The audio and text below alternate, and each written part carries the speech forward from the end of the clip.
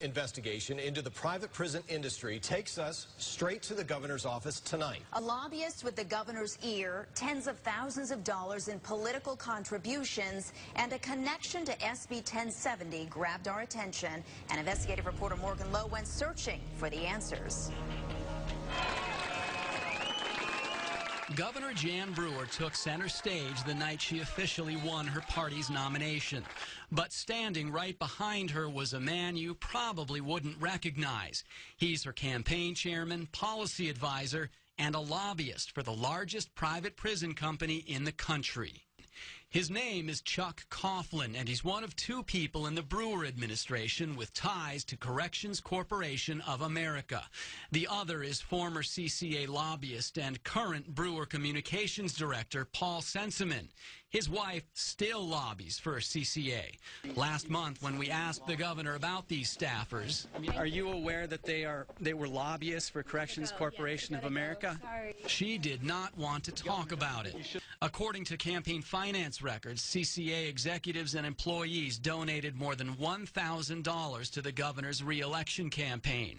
The company's political action committee and its lobbyists donated another $60,000 to Brewer's top legislative priority. Does that tell you that that company may have some influence on our governor? It certainly does. Social justice activist Caroline Isaac says private prison companies have been influencing Arizona politicians for years, and the number of private prisons and jails operating across the state shows the result. State contracts are the lifeblood of the industry, but so is something else, also found here in Arizona. The other big holy grail, if you will, of prison construction is immigrant detention. Corrections Corporation of America has the contract with Immigration and Customs Enforcement to lock up illegal immigrants picked up in Arizona.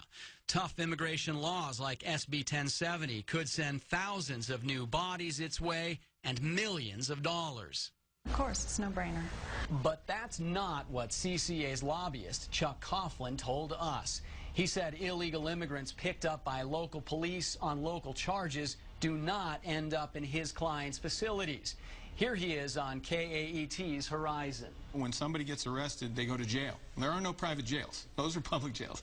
ICE has said they're not taking prisoners arrested or people arrested under that, so there would be no transport into the state prison system where this happens. Do you have illegal immigrants in your detention facilities who were picked up by local law enforcement in Arizona? I would say we'd have, absolutely. CBS 5 obtained these numbers from ICE through a Freedom of Information Act request. They show Arizona law enforcement agencies turned over 23,000 illegal immigrants to ICE over the past 3 years. Hundreds of them were detained in CCA facilities.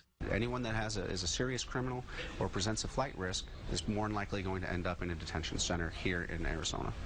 We wanted to know what Coughlin told the governor about SB 1070 and its potential effect on his client, CCA. Did Paul Senseman or Chuck Coughlin have any input with you on signing SB 1070 into law?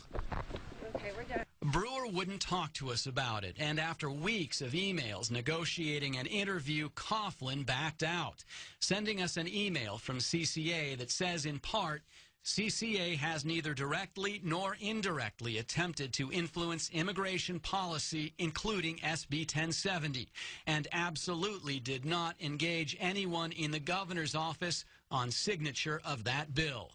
People who study the private prison industry, like Caroline Isaacs, say that statement just doesn't pass the smell test.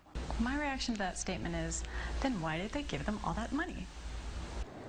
After we began reporting on the connection between Governor Brewer's advisors and CCA, Chuck Coughlin's company canceled all of the governor's campaign advertising on CBS 5.